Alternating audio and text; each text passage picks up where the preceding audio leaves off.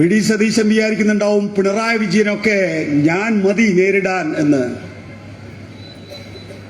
എടോ, 1000 സതീശൻ വന്ന അര പിണറായി വേണ്ടടോ. CPM-ന്റെ കണ്ണൂർ ജില്ലാ കമ്മിറ്റി അംഗം മുൻ മാധ്യമ പ്രവർത്തകനുമായ MV നികേഷ് കുമാറിന്റെ വാക്കുകളാണ് നിങ്ങൾ കേട്ടത്. കഴിഞ്ഞ ദിവസം CPM-ന്റെ തിരുവനന്തപുരത്തെ മംഗലാപുരം ഏരിയ സമ്മേളനത്തിന്റെ പൊതുസമ്മേളനത്തിൽ സംസാരിക്കുകയായിരുന്നു MV Nikesh Kumar.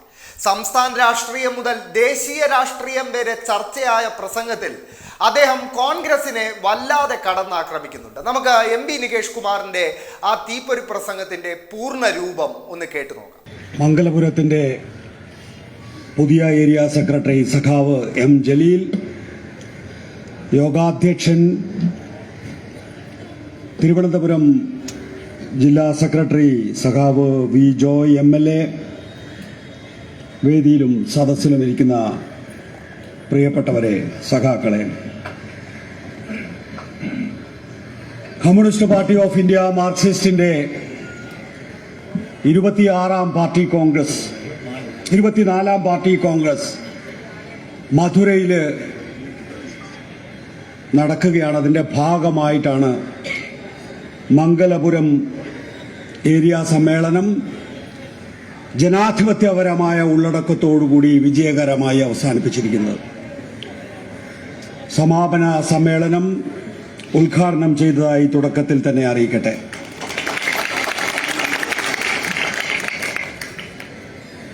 Communist party of India മാർക്സിസ്റ്റിനെ സംബന്ധിച്ചിടത്തോളം അതിന്റെ 24ാം പാർട്ടി കോൺഗ്രസ് വരുമ്പോൾ ലോകമാകമാനമുള്ള സ്ഥിതിവിശേഷങ്ങൾ, ഈ രാജ്യം അഭിമുഖീകരിക്കുന്ന പ്രശ്നങ്ങൾ, നമ്മുടെ സംസ്ഥാനത്തെ രാഷ്ട്രീയ സ്ഥിതിവിശേഷം, ഇതെല്ലാം അവലോകനം ചെയ്തുകൊണ്ടാണ് മുന്നോട്ട് പോവുക എന്ന് നമുക്കെല്ലാവർക്കും അറിയാം.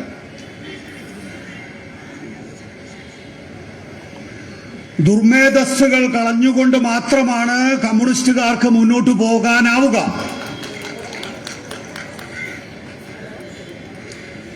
ഏരിയ സെക്രട്ടറി ആകാനോ ലോക്കൽ സെക്രട്ടറി ആകാനോ അല്ല. ആയിരക്കണക്കിനല്ല ലക്ഷക്കണക്കിന് കമ്മ്യൂണിസ്റ്റുകാര് 24ാം പാർട്ടി കോൺഗ്രസിനെ ഉറ്റുനോക്കുന്നത്. പകരം ഈ രാജ്യത്തിന് വേണ്ടി, കമ്മ്യൂണിസ്റ്റ് പ്രസ്ഥാനത്തിന് വേണ്ടി ജീവൻ ബലി കൊടുക്കാൻ പോലും തയ്യാറായിട്ടുള്ള 10,000-ങ്ങളാണ് ഈ പാർട്ടിയുടെ ശക്തി. ലോകമാകമാനം തീവ്ര വലതുപക്ഷ ശക്തികൾ ആധിപത്യം ഉറപ്പിച്ചുകൊണ്ടിരിക്കുന്ന കാലഘട്ടമാണ്. ആ ഘട്ടത്തിലും 5-1 ജനത സോഷ്യലിസത്തിലും കമ്മ്യൂണിസത്തിലും വിശ്വസിക്കുന്നുണ്ട് എന്നുള്ളതാണ് നമ്മുടെ പ്രതീക്ഷ. ഇസ്രായേല് ഈ മുതലാളിത്ത ശക്തിയുടെ പിൻബലത്താൽ 10,000-കണക്കിന് കുഞ്ഞുങ്ങളെയാണ് കുഴിച്ചുമൂടുന്നത് ഓരോ ദിവസവും. പലസ്തീനെതിരെ മാത്രമല്ല, ഇറാനെതിരെ മാത്രമല്ല, ലെബനനെതിരെ മാത്രമല്ല, തങ്ങൾക്കാകുന്ന മേഖലകളിലെല്ലാം മിസൈലുകൾ പറപ്പിച്ചുകൊണ്ടാണ് ഇസ്രായേൽ ലോകത്തെ ഭീതിപ്പെടുത്തിക്കൊണ്ടിരിക്കുന്നത്. അങ്ങനെ അയക്കുന്ന ഓരോ മിസൈലും ചെന്ന് വീഴുന്നത് പാവങ്ങളായുള്ള കുഞ്ഞുങ്ങളുടെ, കുട്ടികളുടെ, വിദ്യാർത്ഥികളുടെയൊക്കെ നെഞ്ചത്താണ് എന്നുള്ളതാണ് നമ്മൾ ഓരോ ദിവസവും കണ്ടുകൊണ്ടിരിക്കുന്നത്. അമേരിക്ക അടക്കം, യൂറോപ്പ് അടക്കം ഇന്ന് തീവ്ര വലതുപക്ഷത്തിലേക്ക് നീങ്ങുന്ന ഘട്ടത്തിൽ ഈ രാജ്യവും വ്യത്യസ്തമായിട്ടല്ല ചിന്തിക്കുന്നത് എന്നുള്ളതാണ് ഏറ്റവും ഒടുവിൽ 2024 ലോക്സഭാ തെരഞ്ഞെടുപ്പിലും നമുക്ക് വ്യക്തമായിട്ടുള്ളത്. പക്ഷേ എന്റെ നാട്ടില്, കണ്ണൂർ ജില്ലയില് നാനാർ അക്കാദമിയിലാണ് 23ാം പാർട്ടി കോൺഗ്രസ് ചേർന്നത്. അന്ന് ഈ രാജ്യത്തൊരു വർത്തമാനം ഉണ്ടായിരുന്നു. ആം ആദ്മി പാർട്ടി അടക്കമുള്ള ഇന്ത്യയിലെ പ്രധാനപ്പെട്ട കോൺഗ്രസ് ഇതര രാഷ്ട്രീയ പാർട്ടികൾ പറഞ്ഞു, നമുക്ക് കോൺഗ്രസ് ഇല്ലാത്ത, BJP ഇല്ലാത്ത ഒരു മുന്നണി കെട്ടിപ്പടുക്കാം. ആ മുന്നണിയാകട്ടെ ഇനി ഇന്ത്യയുടെ പ്രതീക്ഷ. അങ്ങനെയാണെങ്കിൽ BJPക്കെതിരെ കോൺഗ്രസിനെതിരെ അതിശക്തമായിട്ടുള്ള മുന്നേറ്റം നടത്താൻ സാധിക്കും. കാരണം കോൺഗ്രസ് കഴിഞ്ഞ 7 പതിറ്റാണ്ട് കാലമായി രാജ്യത്ത് ഏറ്റവും കൂടുതൽ കാലം ഭരിച്ച് ഈ രാജ്യത്ത് അഴിമതിയും വർഗീയതയും നടമാടുന്നതിന് പ്രധാന കാരണക്കാരായിട്ടുള്ളവരാണ്. പക്ഷേ 23-ാം പാർട്ടി കോൺഗ്രസിൽ കണ്ണൂരിൽ നായനാർ അക്കാദമിയിൽ ചേർന്ന 23-ാം പാർട്ടി കോൺഗ്രസിൽ CPM-ന്റെ ജനറൽ സെക്രട്ടറി ആയിട്ടുള്ള സീതാറാം യെച്ചൂരി അടക്കമുള്ളവർ ശക്തമായി വാദിച്ചു. കോൺഗ്രസ് ഉൾപ്പെടെയുള്ള എല്ലാ BJP വിരുദ്ധരെയും ഒരുമിച്ച് കൊണ്ടുപോകുന്നതിലൂടെ മാത്രമാണ് രാജ്യത്ത് ഒരു മതേതര ഐക്യം സാധ്യമാവുക, BJP അധികാരത്തിൽ നിന്ന് പുറത്താക്കാൻ സാധിക്കുക. അതിന്റെ അടിസ്ഥാനത്തിലാണ് ഇന്ത്യ ബ്ലോക്ക് ഉണ്ടായത്. നമുക്ക് എല്ലാവർക്കും അറിയാവുന്ന കാര്യമാണ്.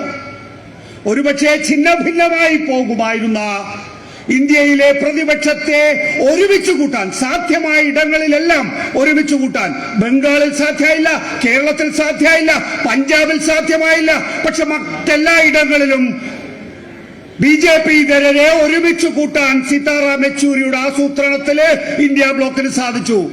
അതിന്റെ അടിസ്ഥാനത്തിലാണ് ഇന്ത്യൻ പാർലമെന്റില് നരേന്ദ്രമോദി അബ്കേ ബാർ 400 ബാർ, ഇത്തവണ 400-ലധികം സീറ്റുകൾ എന്ന് പറഞ്ഞ് ഈ രാജ്യത്തിന് പുതിയൊരു മുദ്രാവാക്യം നൽകി. കാരണം നമുക്ക് എല്ലാവർക്കും അറിയാം 2025 RSSന്റെ 100-ാം വാർഷികമാണ്. RSSന്റെ 100-ാം വാർഷികത്തിൽ ഈ രാജ്യത്തെ ഹിന്ദു രാഷ്ട്രമാക്കണം, ഈ രാജ്യത്തിന്റെ ഭരണഘടന ഇല്ലാതാക്കണം, പകരം മനുസ്മൃതി സ്ഥാപിക്കണം. ഇതായിരുന്നു BJPയുടെ പദ്ധതി. പക്ഷേ മതേതര ശക്തികളെല്ലാം ഒരുമിച്ച് നിന്നതുകൊണ്ട് അബ്കി ബാർ 400 ബാർ അല്ല, BJPയുടെ നിലവിലുണ്ടായിരുന്ന 303 സീറ്റുകൾ തകർന്നടിഞ്ഞതായിപ്പോ 240-ലേക്ക് എത്തിയിരിക്കുന്നു. ഉദരവാദികളായിട്ടുള്ള അവസരവാദികളായിട്ടുള്ള TDPയുടെയും JDUവിന്റെയും ഒക്കെ പിൻബലത്തിലാണ് ഇന്ന് നരേന്ദ്രമോദി ഇന്ത്യ രാജ്യം ഭരിക്കുന്നത്. 58 ഇഞ്ചാണ് എനിക്ക് എന്നായിരുന്നു നരേന്ദ്രമോദിയുടെ ആരാധകർ അവകാശപ്പെട്ടിരുന്നത്. ഇപ്പൊ 58 ഇഞ്ചും ഇല്ല. നരേന്ദ്രമോദി മുൻകാലങ്ങളില് സ്വന്തം പാർട്ടിക്കാരെ കണ്ടാലോ അല്ലെങ്കിൽ സ്വന്തം മുന്നണി നേതാക്കളെ കണ്ടാലോ ഒന്ന് എഴുന്നേറ്റ് നിൽക്കുക പോലുമില്ല. ഇപ്പോ ചന്ദ്രബാബു നായിഡുവിനെയും നിതീഷ് കുമാറിനെയും കാണുമ്പോൾ ചാടി എഴുന്നേക്കാണ് നരേന്ദ്രമോദി. ആ നിലയിലേക്ക് 303-ൽ നിന്ന് 240-ലേക്ക് BJPയെയും നരേന്ദ്രമോദിയെയും എത്തിച്ചിരിക്കുന്നു. അതിന്റെ മുന്നണി പോരാളിയായി പ്രവർത്തിച്ചത് കമ്മ്യൂണിസ്റ്റ് പാർട്ടി ഓഫ് ഇന്ത്യ മാർക്സിസ്റ്റാണ്, ഇടതുപക്ഷമാണ് എന്ന് പറയുന്നതിൽ എനിക്ക് അഭിമാനമുണ്ട്. പ്രിയപ്പെട്ട സുഹൃത്തുക്കളെ, ഈ രാജ്യം എവിടെയാണ് എത്തി നിൽക്കുന്നത്? 2026 100-ാം വാർഷികമാകുമ്പോൾ ചില പദ്ധതികൾ RSSനെ സംബന്ധിച്ചിടത്തോളം ഉണ്ടായിരുന്നു. ഹിന്ദു രാഷ്ട്രത്തിന്റെ ആദ്യ ചവിട്ടുപടി 2026 ആരംഭിച്ച് 2047 ആകുമ്പോഴേക്കും പരിപൂർണമായ ഹിന്ദു രാഷ്ട്രം. ഇതായിരുന്നു BJPയുടെ ആസൂത്രണം. അതിനാവശ്യമായി എല്ലാ വിഭാഗം ആളുകളെയും വർഗീയവൽക്കരിച്ചു കഴിഞ്ഞു. നമുക്കറിയാം 1990-കളില് ബാബറി മസ്ജിദിന്റെ തകർച്ചയോടുകൂടി Mandal commission report VP Singh സർക്കാർ നടപ്പാക്കിയപ്പോൾ അതിൽ നിന്ന് ജനശ്രദ്ധ തിരിക്കുന്നതിന് വേണ്ടി അലഹബാദിൽ നിന്ന് അയോധ്യയിലേക്ക് LK അദ്വാനി ഒരു രഥയാത്ര നടത്തുന്നു. ആ രഥയാത്ര അയോധ്യയിലേക്ക് എത്തിയപ്പോ ഈ നാടിന്റെ വ്യത്യസ്ത മേഖലകൾ ധ്രുവീകരിക്കപ്പെടുകയും 100 കണക്കിന് ആളുകൾ കലാപങ്ങളിൽ കൊല ചെയ്യപ്പെടുകയും ചെയ്തു എന്നുള്ളത് നമുക്ക് മുന്നിലുള്ള യാഥാർത്ഥ്യമാണ്. അതേ പ്രക്രിയയാണ് 2002-ൽ ഗുജറാത്ത് കലാപത്തിലൂടെ ഇപ്പോ ഓരോ ദിവസവും നമ്മുടെ വർത്തമാന പത്രങ്ങളിലൂടെ അറിയുന്ന മണിപ്പൂരിലൂടെ സംഭവിച്ചുകൊണ്ടിരിക്കുന്നത്. ഈ അടുത്ത ദിവസങ്ങളിൽ എന്താ നമ്മൾ പത്രങ്ങളിൽ വായിക്കുന്നത്?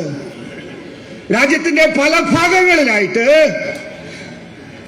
വികേന്ദ്രീകൃതമായ രീതിയിൽ കലാപം സൃഷ്ടിച്ചുകൊണ്ടിരിക്കുകയാണ്. വളരെ ഗൗരവമായിട്ടുള്ള വിഷയമാണിത്. ഒരു ബാബറി മസ്ജിദായിരുന്നു നമ്മുടെ മുമ്പിൽ ഉണ്ടായിരുന്നത്. ഒരു ബാബറി മസ്ജിദിന് ശേഷം പിന്നെ പറഞ്ഞു കാശി മഥുര ബാക്കി ഹേ. ബാബറി മസ്ജിദിൽ അവസാനിക്കുന്നില്ല, അയോധ്യയിൽ അവസാനിക്കുന്നില്ല. ഞങ്ങൾ കാശിയിലേക്ക് പോകാൻ പോവുകയാണ്, ഞങ്ങൾ മഥുരയിലേക്ക് പോകാൻ പോവുകയാണ്. അതിനും ശേഷം ഇപ്പോ നമ്മളെ സംഭാലില്, അജ്മീരില്, അങ്ങനെ 5 ഇടങ്ങളിലെങ്കിലും ഏറ്റവും കുറഞ്ഞത് പുതിയ സംഘർഷങ്ങൾ സൃഷ്ടിച്ചുകൊണ്ടിരിക്കുകയാണ്. സംഭാലില് 16-ാം നൂറ്റാണ്ടിലുണ്ടായിട്ടുള്ള മുസ്ലിം പള്ളി തകർക്കുന്നതിന് വേണ്ടി കോടതിയുടെ കൂടി ഉത്തരവാദിത്തത്തിലുള്ള കാര്യമാണത്. കോടതിയുടെ കൂടി പങ്കാളിത്തത്തിലാണ് അവിടെ ആളുകളെ ഇളക്കിവിടുന്നത്, മതവിരോധം ഇളക്കിവിടുന്നത് എന്ന് പറയുമ്പോ ഒരു ഇന്ത്യൻ പൗരൻ എന്നുള്ള നിലയിൽ എനിക്ക് ജാള്യതയുണ്ട്. നമുക്കറിയാം 1990കളുടെ തുടക്കത്തിൽ തന്നെ ബാബറി മസ്ജിദിന്റെ പ്രശ്നം ഉണ്ടായിരുന്നു. 1948 തുടങ്ങിയതാണത്. വിവിധങ്ങളായിട്ടുള്ള കോൺഗ്രസ് സർക്കാരുകളുടെ കാലഘട്ടത്തില്. പിന്നീട് 90കളിലെ നേരത്തെ ചൂണ്ടിക്കാണിച്ചതുപോലെ LK അദ്വാനിയുടെ രഥയാത്ര നടക്കുന്നു. ആ ഘട്ടത്തിൽ ഇന്ത്യൻ പാർലമെന്റ് ഒരു നിയമം പാസാക്കുന്നു, പ്ലേസസ് ഓഫ് വർഷിപ്പ് ആക്ട് 1991. ഇതിന്റെ അടിസ്ഥാനത്തില് അയോധ്യ അല്ലാത്ത മറ്റിടങ്ങളിൽ ഒന്നും തന്നെയും 1947 ഓഗസ്റ്റ് 15 എന്ത് സ്ഥിതിയാണോ തുടർന്നിരുന്നത്, അതായത് ഒരു ദേവാലയത്തിന്റെ സ്വഭാവം സംബന്ധിച്ച് എന്ത് നിലയാണോ തുടർന്നിരുന്നത് അതേ നില തന്നെ പാലിക്കണമെന്ന് ആവശ്യപ്പെട്ട് ഇന്ത്യൻ പാർലമെന്റ് പാസാക്കിയിട്ടുള്ള നിയമമാണ് പ്ലേസ് ഓഫ് വർഷിപ്പ് ആക്ട് 1991. അതിനെ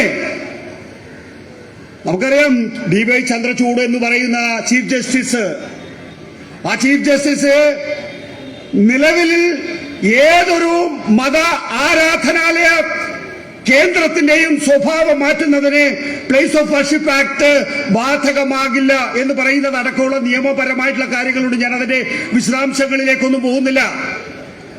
പക്ഷേ അതിന്മേലുണ്ടായിട്ടുള്ള അപ്പീൽ ഇപ്പൊ പരിഗണിക്കാൻ, അതായത് പ്ലേസ് ഓഫ് വർഷിപ്പ് ആക്ടിന്റെ മേലുള്ള അപ്പീൽ പരിഗണിക്കാൻ കൂടി സുപ്രീം കോടതി തയ്യാറാകാത്തതിലൂടെ ഇപ്പൊ ഈ പറയുന്ന ഹിന്ദുത്വ വർഗീയ നിലപാടുകാർക്ക് കൂടുതൽ ആയുധം ലഭിക്കുകയും അവരെ കയറയച്ചു വിടുകയും ചെയ്തിരിക്കുന്നു.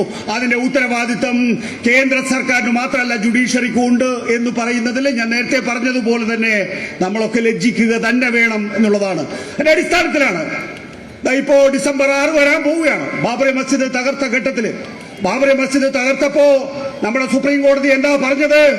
അതൊരു എഗ്രീജിയസ് ക്രൈം ആണ്, ഏറ്റവും കൊടും കുറ്റമായിട്ടാണ് സുപ്രീം കോടതി കണ്ടെത്തിയിട്ടുള്ളത്.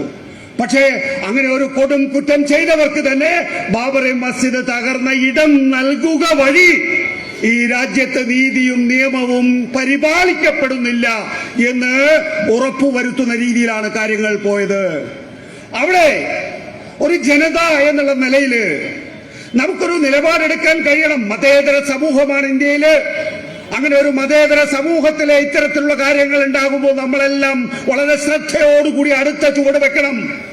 പക്ഷെ കോൺഗ്രസ് പാർട്ടി എന്താ ചെയ്തിട്ടുള്ളത്? അയോധ്യയിൽ രാമക്ഷേത്രം നിർമ്മിക്കുന്നതിന് വേണ്ടി വെള്ളിശിലകൾ അയച്ചു. കമൽനാഥ് ആയിക്കൊള്ളട്ടെ, പ്രിയങ്ക ഗാന്ധി ആയിക്കൊള്ളട്ടെ, കോൺഗ്രസിന്റെ റാങ്ക് ആൻഡ് ഫയൽ അയോധ്യയിൽ രാമക്ഷേത്രം നിർമ്മിക്കുന്നതിന് വേണ്ടി ഒപ്പം നിന്നു എന്നുള്ളതാണ് നമ്മുടെ മുന്നിലുള്ള യാഥാർത്ഥ്യം. ഇപ്പോ അയോധ്യ മാത്രമല്ല, അല്ലെങ്കിൽ ബാബറി മസ്ജിദിന്റെ തകർച്ച മാത്രമല്ല, അത് കഴിഞ്ഞതിന് ശേഷം കാശി മധുര ബാക്കിയാണ് എന്ന് പറയുന്നതിലൂടെ അവിടെയും പ്രശ്നങ്ങൾ ഉണ്ടാക്കി തുടങ്ങിയിരിക്കുന്നു. അതിനപ്പുറത്തേക്ക് സംഭാലിലേക്കും അജ്മീറിലേക്കും പോകുന്നു. അജ്മീറിലെ ദേവാലയം മുസ്ലിം പള്ളി എന്നാണ് അറിയപ്പെടുന്നതെങ്കിൽ പോലും അവിടെ ഹിന്ദുക്കളായിട്ടുള്ള, ക്രിസ്ത്യാനികളായിട്ടുള്ള ഇതര വിഭാഗങ്ങളിൽപ്പെട്ട ആളുകള്, അത് 10,000-കണക്കിന് ആളുകൾ രാജ്യത്തെ ഏത് പ്രധാനമന്ത്രി അധികാരത്തിൽ വന്നാലും ഒരു ഷോൾ അവിടേക്ക് അയക്കുമായിരുന്നു. അത്രയും മതേതര സ്വഭാവമുള്ള ദേവാലയമായിരുന്നു അജ്മീർ എന്ന് പറയുന്നത്. ആ അജ്മീറിനെ പോലും ഇപ്പോ വർഗീയവൽക്കരിക്കുകയാണ് എന്ന് പറയുമ്പോൾ രാജ്യം എങ്ങോട്ടേക്കാണ് പോകുന്നത് എന്നുള്ളതാണ് നമ്മൾ മനസ്സിലാക്കേണ്ടത്. ഈ രാജ്യത്ത് ഇങ്ങനെ മതേതരത്വത്തെ അട്ടിമറിച്ചുകൊണ്ട്, ജനാധിപത്യത്തെ ഇല്ലായ്മ ചെയ്തുകൊണ്ട്, ഭരണഘടനയെ ഇല്ലാതാക്കിക്കൊണ്ട് BJP നമ്മളെ എങ്ങോട്ടേക്കാണ് നയിക്കുന്നത് എന്നത് സംബന്ധിച്ച വിലയിരുത്തലാണ് 24ാം പാർട്ടി കോൺഗ്രസിന്റെ മുഖ്യ ഉത്തരവാദിത്വം എന്ന് ഞാൻ നേരത്തെ സൂചിപ്പിച്ചു കഴിഞ്ഞു. പ്രിയപ്പെട്ട സുഹൃത്തുക്കളെ, കേന്ദ്ര സർക്കാരിനെ സംബന്ധിച്ചിടത്തോളം കേന്ദ്ര സർക്കാർ എങ്ങനെയാണ് ഈ രാജ്യം മുന്നോട്ട് കൊണ്ടുപോകുന്നത്, പ്രത്യേകിച്ച് 2024 ലോക്സഭാ തെരഞ്ഞെടുപ്പിന് ശേഷവും, അതായത് കേവല ഭൂരിപക്ഷമില്ലാത്ത സ്ഥിതി, 3-2 ഭൂരിപക്ഷമോ 4-3 ഭൂരിപക്ഷമോ ഒക്കെ ആയിരുന്നു BJP ആഗ്രഹിച്ചിരുന്നത്, NDA ആഗ്രഹിച്ചിരുന്നത്. പക്ഷേ നിർഭാഗ്യവശാൽ അവർക്ക് കേവല ഭൂരിപക്ഷം പോലും ഇല്ലാത്ത സ്ഥിതിവിശേഷം ഉണ്ടായി. എങ്കിൽ പോലും ഒരു രാജ്യം, ഒരു തെരഞ്ഞെടുപ്പ് പോലുള്ള ഭരണഘടനാ മാറ്റത്തിന് വേണ്ടി BJP തയ്യാറെടുക്കുകയാണ്. 2024 ലോക്സഭാ തെരഞ്ഞെടുപ്പിനെ സംബന്ധിച്ചിടത്തോളം നമുക്ക് ആശ്വാസമായിരുന്ന ഏറ്റവും പ്രധാനപ്പെട്ട കാര്യം എന്താണ് എന്ന് ചോദിച്ചാൽ, ഇന്ത്യൻ പാർലമെന്റിലെ പ്രതിപക്ഷത്തിന്റെ സ്വാധീനം അതിശക്തമായി എന്നുള്ളതാണ്. ഭരണപക്ഷത്തിന്റെ അത്ര തന്നെ ഇന്ത്യൻ പാർലമെന്റിലെ പ്രതിപക്ഷ ശക്തികളുടെ മുന്നേറ്റം ഉണ്ടായി എന്നുള്ളതാണ്. ഇപ്പോ ഈ സർക്കാരിനെ സംബന്ധിച്ചിടത്തോളം, നരേന്ദ്രമോദി സർക്കാരിനെ സംബന്ധിച്ചിടത്തോളം ബില്ലുകൾ പാസാക്കിയെടുക്കുക എന്ന് പറയുന്നത് വലിയ ബുദ്ധിമുട്ടായിട്ടുള്ള കാര്യമാണ്. ഭരണഘടനാ ഭേദഗതി ഒട്ടും നടക്കില്ല തന്നെ എന്നുള്ളതാണ് സ്ഥിതി. അങ്ങനെ നോക്കൂ, പ്രതിപക്ഷം ശക്തമാകുമ്പോൾ എന്താ ചെയ്യേണ്ടത്? രാജ്യത്ത് ആ നിലയിലുള്ള ഒരു ആശയ പ്രചാരണം ഉണ്ടാക്കണം. ആ നിലയിലുള്ള ഒരു ആശയ പ്രചാരണം ഉണ്ടാക്കാൻ നമുക്ക് സാധിക്കും.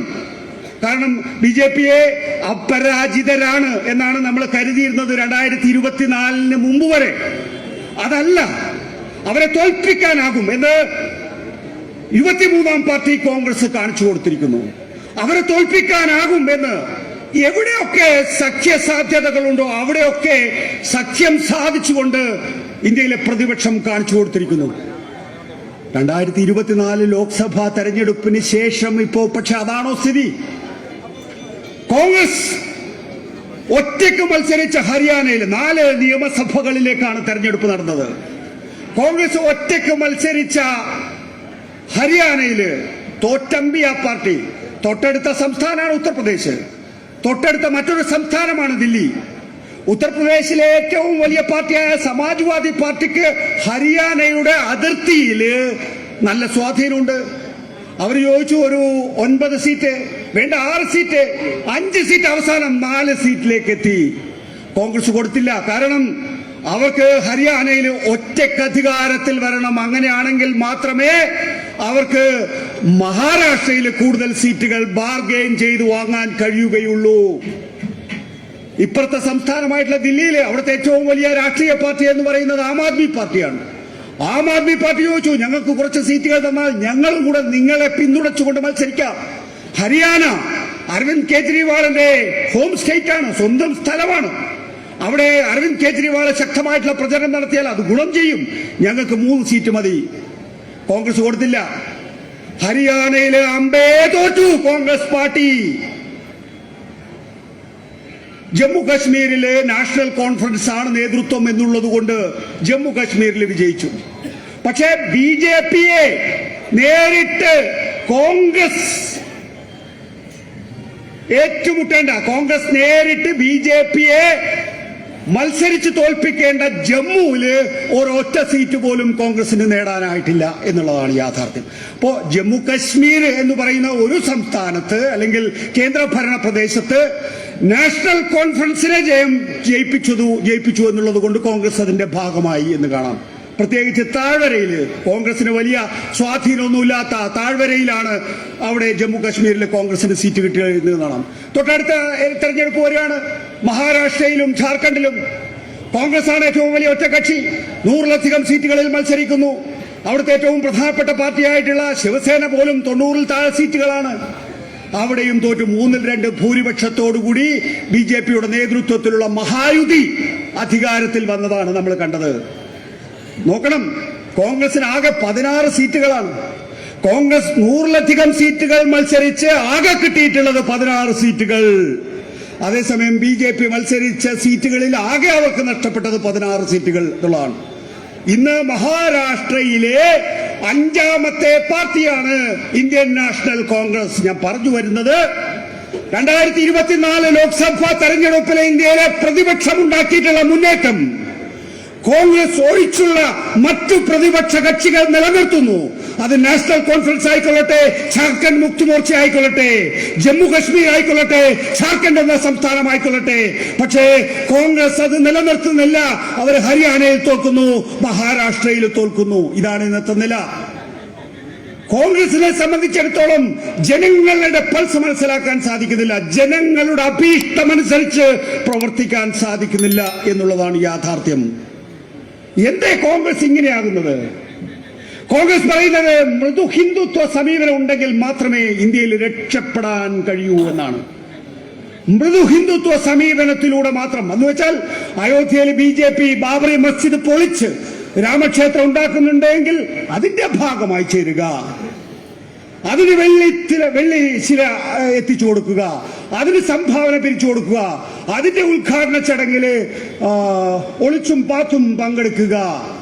ഇതാണ് കോൺഗ്രസിന്റെ രാഷ്ട്രീയം. അങ്ങനെ ഒരു രാഷ്ട്രീയം മതേതര ഇന്ത്യയിൽ ഇന്ത്യൻ ജനത അംഗീകരിക്കോ? ഇല്ല എന്നുള്ളതിന്റെ യാഥാർത്ഥ്യമാണ്, ഇല്ല എന്നുള്ളതിന്റെ നേർത്തെളിവാണ് ഇപ്പൊ ഹരിയാന ആയിക്കൊള്ളട്ടെ, മഹാരാഷ്ട്ര ആയിക്കൊള്ളട്ടെ അവിടെ ഉണ്ടാകുന്ന ജനവിധി. BJPയെ സംബന്ധിച്ചിടത്തോളം പിന്നെ കോൺഗ്രസ് എപ്പോഴും അങ്ങനെ തുടരുന്നതാണ് അവരെ സംബന്ധിച്ചിടത്തോളം താല്പര്യം. കോൺഗ്രസ് അവിടെ ഉണ്ടാകണം എപ്പോഴും. അങ്ങനെയാണെങ്കിൽ മാത്രമേ BJPക്ക് പൊളിച്ചു കയറാൻ കഴിയൂ. ഇവിടെ ജാർഖണ്ഡ് മുക്തി മോർച്ചയ്ക്കെതിരെ സാധിക്കുന്നില്ല, നാഷണൽ കോൺഫറൻസിനെതിരെ സാധിക്കുന്നില്ല, കോൺഗ്രസിനെതിരെ ഹരിയാനയിൽ സാധിക്കുന്നു, അതുപോലെ മഹാരാഷ്ട്രയിൽ സാധിക്കുന്നു. ഇപ്പൊ കേന്ദ്ര സർക്കാർ സംസ്ഥാന സർക്കാരിനെ സാമ്പത്തികമായി ഞെരുക്കിക്കൊണ്ടാണ് കേരളത്തില് ഇടതുപക്ഷത്തെ ഇല്ലാതാക്കിക്കൊണ്ട് കോൺഗ്രസിന്റെ നേതൃത്വത്തിലുള്ള ഒരു മഹാസഖ്യത്തെ പിന്തുണച്ചുകൊണ്ടിരിക്കുന്നത്. നിങ്ങൾക്ക് എല്ലാവർക്കും അറിയാവുന്നതാണ്. ഏറ്റവും വലിയ ദുരന്തം വയനാട് ചൂരൽമലയില് ഈ സമീപ ദിവസങ്ങളിലുണ്ടായത് നമ്മളെയൊക്കെ ഞെട്ടിച്ചു. നമുക്കൊരു പ്രത്യേകതയുണ്ട് മലയാളികൾക്ക്. ഞാനൊരു ടെലിവിഷൻ പ്രവർത്തകനാണ്. എല്ലാ കാര്യങ്ങളിലും നമുക്ക് തർക്കമാണ്. ഞാനത് ഉപയോഗിക്കുന്ന ആളാണ്. രണ്ട് വിഭാഗം ആളുകളുണ്ടെങ്കിൽ, രണ്ട് വ്യത്യസ്ത വാദങ്ങളുണ്ടെങ്കിൽ ആ വ്യത്യസ്ത വാദങ്ങളെ പരസ്പരം ഉന്നയിക്കുന്നതിലൂടെ ആളുകൾക്ക് ഒരു പുതിയ അറിവുണ്ടാകും എന്ന് കരുതുന്നയാളാണ് ഞാൻ. അല്ലെങ്കിൽ ടെലിവിഷൻ അതാണ്, മലയാളിയുടെ സ്വഭാവം അതാണ്. പക്ഷെ കേരളത്തിലൊരു ദുരന്തം ഉണ്ടായാലോ നമ്മളെല്ലാം ഒറ്റക്കെട്ടാണ്. നമ്മളെ സംബന്ധിച്ചിടത്തോളം മറ്റ് അഭിപ്രായ വ്യത്യാസങ്ങളൊന്നുമില്ല, ഒരു സംശയങ്ങളുമില്ല. നമ്മൾ അതിനോടൊപ്പം നിൽക്കും. വയനാട് ചൂരൽമല ദുരന്തം ഉണ്ടായപ്പോ പിണറായി വിജയന്റെ നേതൃത്വത്തിലുള്ള സർക്കാർ ഈ സംസ്ഥാനത്തിലെ എല്ലാ വിഭാഗം ആളുകളുമായി ചേർന്നു നിന്നു. അടിയന്തര രക്ഷാപ്രവർത്തനം, ദുരിതാശ്വാസ പ്രവർത്തനം, പുനരധിവാസ പ്രവർത്തനം. ഒരൊറ്റ ആൾക്ക് സംശയമില്ലല്ലോ. ഇന്നാട്ടിലെ ആർക്കെങ്കിലും സംശയമുണ്ടോ പിണറായി വിജയൻ രക്ഷാപ്രവർത്തനം നടത്തിയത് പിഴവായി പോയി, അല്ലെങ്കിൽ ദുരിതാശ്വാസ പ്രവർത്തനം വേണ്ട വിധത്തിൽ എത്തിച്ചില്ല, അല്ലെങ്കിൽ പുനരധിവാസ പ്രവർത്തനത്തിന് വലിയ പ്ലാനിംഗ് ഇല്ല എന്നൊന്നും ആർക്കും പ്രതിപക്ഷത്തിന് പോലും ആക്ഷേപമില്ല. ആ ഘട്ടത്തിലാണ് പ്രധാനമന്ത്രി നരേന്ദ്രമോദി വരുന്നത്, ഫോട്ടോ എടുക്കുന്നുണ്ട്. അദ്ദേഹത്തിന്റെ നരച്ച താടി കുട്ടികളുടെ മുഖത്തുരയ്ക്കുന്നു. അദ്ദേഹത്തിന് വേണ്ടി ഫോട്ടോ എടുക്കുന്നു. ആ ഫോട്ടോ എടുക്കുന്നുണ്ട്, അതിന്റെ ക്ലിക്ക് കണ്ടപ്പോ കൂടുതൽ കുട്ടികളുടെ മുഖത്തേക്ക് തന്റെ താടി ഉരയ്ക്കുകയാണ്. പ്രധാനമന്ത്രി പറഞ്ഞു പോവുകയാണ്, നിങ്ങൾക്ക് പണത്തിന്റെ യാതൊരു ബുദ്ധിമുട്ടും ഉണ്ടാവില്ല, നിങ്ങൾക്ക് പണത്തിന്റെ യാതൊരു ബുദ്ധിമുട്ടും ഉണ്ടാവില്ല എന്ന് പ്രധാനമന്ത്രി പറഞ്ഞു പോവുകയാണ്. തുടർന്ന് കേന്ദ്ര സംഘം വരുന്നു. കേന്ദ്ര സംഘം ഈ പറയുന്ന രീതിയിലുള്ള വാഗ്ദാനങ്ങൾ നൽകുന്നു. ഇന്നിപ്പോ 100-ഓ 115-ാമത്തെയോ ദിവസമായി. കേരളത്തിന്റെ ദില്ലിയിലെ പ്രതിനിധി പ്രൊഫസർ KV തോമസിനോട് ഖണ്ഡിതമായി കേന്ദ്ര സർക്കാർ വ്യക്തമാക്കി കഴിഞ്ഞു, ഒന്നും നിങ്ങൾക്ക് തരാൻ പോകുന്നില്ല. വയനാട് ചൂരൽമല ദുരന്തം കഴിഞ്ഞ് 4 ദിവസം കഴിഞ്ഞിട്ടാണ് ത്രിപുരയിൽ മഴയുണ്ടായത്, 40 കോടി. ഏതാണ്ട് 7 ദിവസം കഴിഞ്ഞപ്പോഴാണ് ആന്ധ്രാപ്രദേശിൽ മഴയുണ്ടായത്, 3450 കോടി. അല്പ ദിവസം കഴിഞ്ഞിട്ടാണ് ബീഹാറിൽ ഉണ്ടായിട്ടുള്ളത്, അവിടെ 1500 കോടി. പിന്നീട് നാഗാലാൻഡിലും സിക്കിമിലും മഴയുണ്ടായി, അവർക്കും കൊടുത്തു 1000-ഉം 900-ഉം കോടി. നമ്മുടെ കേരളത്തിനൊന്നുമില്ല. പ്രിയപ്പെട്ട സുഹൃത്തുക്കളെ, നമ്മളെ സംബന്ധിച്ചിടത്തോളം നമ്മളും ഒരു ജനതയാണ്. പിണറായി വിജയൻ സംസ്ഥാനത്തിന്റെ മുഖ്യമന്ത്രി, അദ്ദേഹം പറയാണ് കേരളവും അല്ലെങ്കിൽ വയനാടും ഇന്ത്യയുടെ ഭാഗമല്ലേ. നമ്മളോടുള്ള ചോദ്യമാണ്, നമ്മളോട് കൂടിയുള്ള ചോദ്യമാണ്.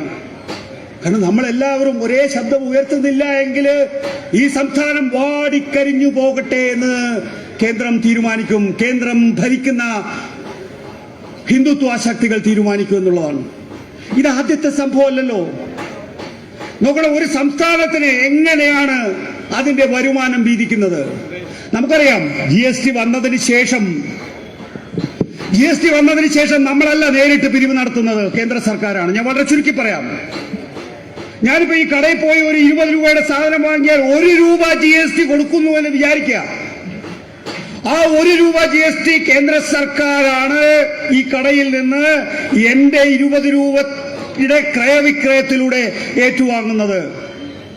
ആ 1 രൂപ കേന്ദ്ര സർക്കാർ പിരിച്ച് നമുക്ക് തരുന്ന എത്രയാണ്? സംസ്ഥാന സർക്കാരിന് തരുന്ന എത്രയാണ്?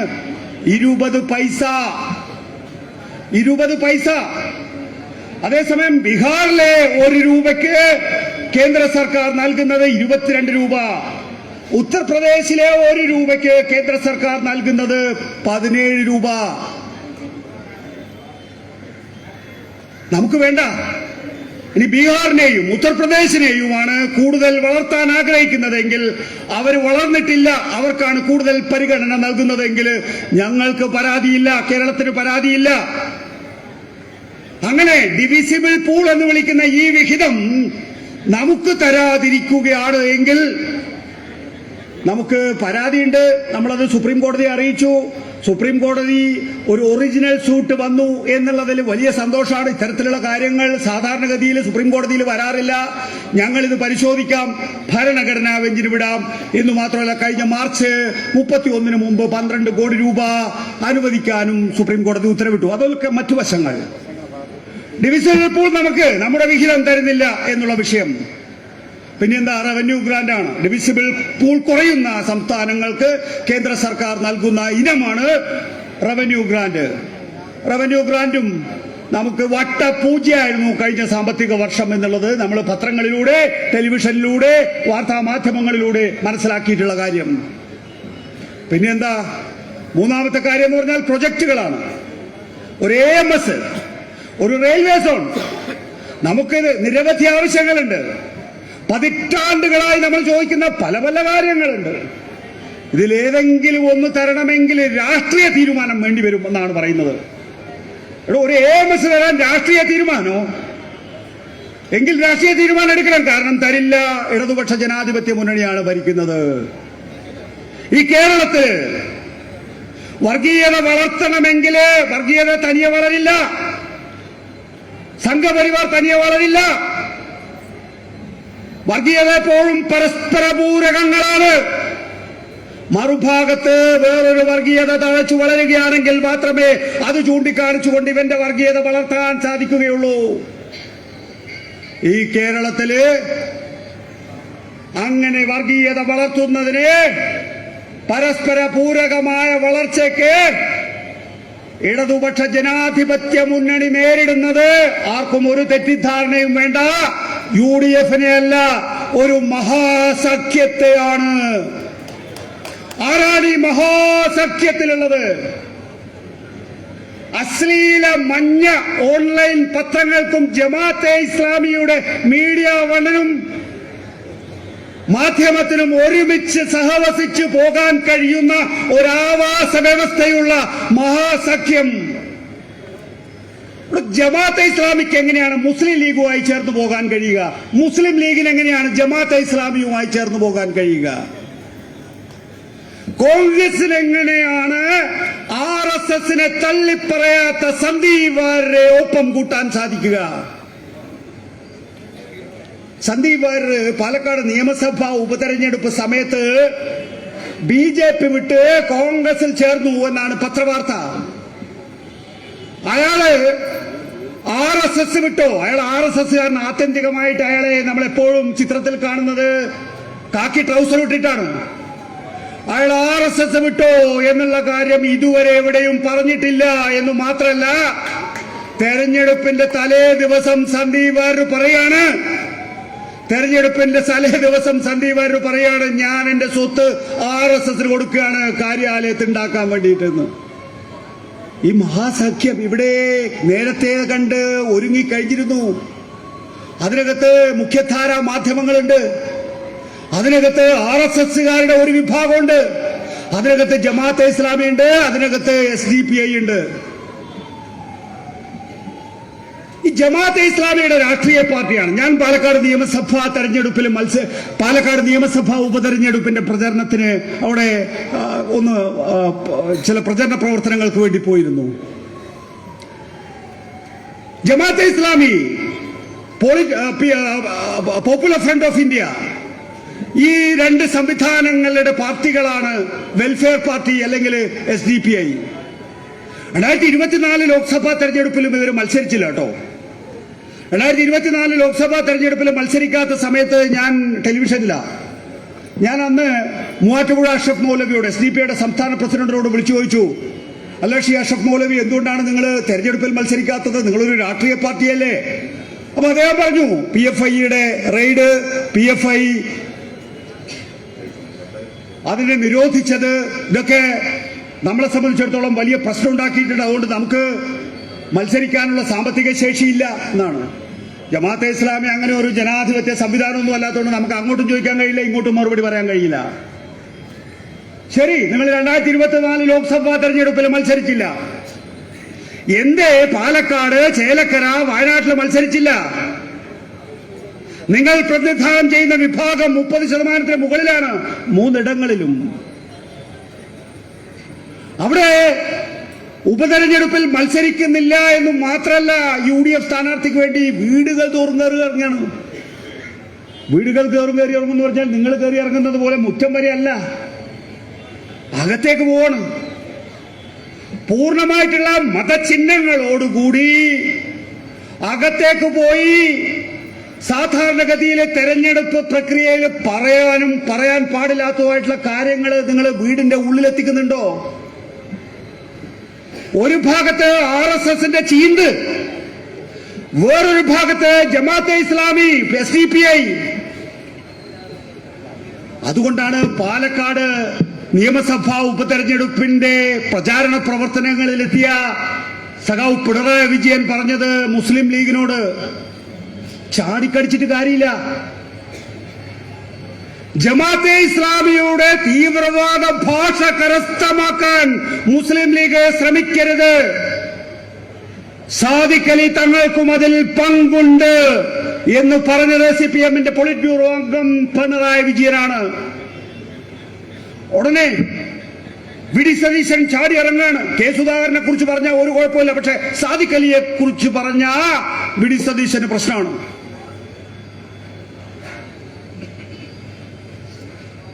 VD സതീശൻ വിചാരിക്കുന്നുണ്ടാവും പിണറായി വിജയനൊക്കെ ഞാൻ മതി നേരിടാൻ എന്ന്.